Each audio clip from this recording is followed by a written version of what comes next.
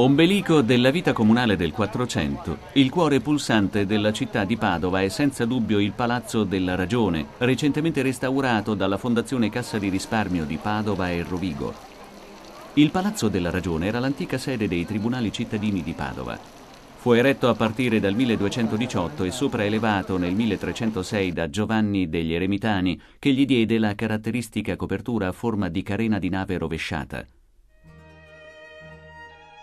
Secondo le antiche fonti fu Giotto ad affrescare il salone, ma i dipinti vennero perduti nell'incendio del 1420 e rifatti dal padovano Niccolò Miretto, coadiuvato da Stefano da Ferrara e da altri maestri.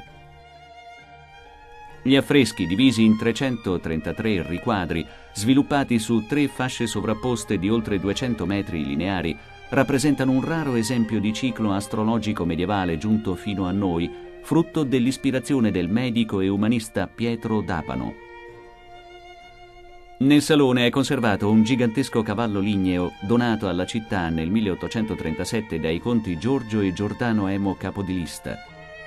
Era attribuito a Donatello in base alla somiglianza con il cavallo del monumento Gattamelata in Piazza del Santo. In realtà è un'opera successiva alla morte del maestro. Recentemente è stato restaurato grazie a Fisher Italia. Una curiosità che da sempre attira l'attenzione di padovani e dei turisti: nel salone è conservata la pietra del vituperio. Si tratta di un blocco di trachite sul quale i debitori insolventi, dopo essersi spogliati, erano obbligati a sedersi per 3 volte pronunciando le parole «cedo bonis», rinuncio ai beni, mentre gli astanti li deridevano. Da questo atto punitivo deriva l'espressione italiana «essere rimasti in braghe di tela».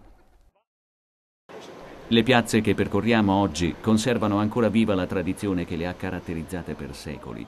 Intorno al Palazzo della Ragione ogni giorno ferve un'intensa attività.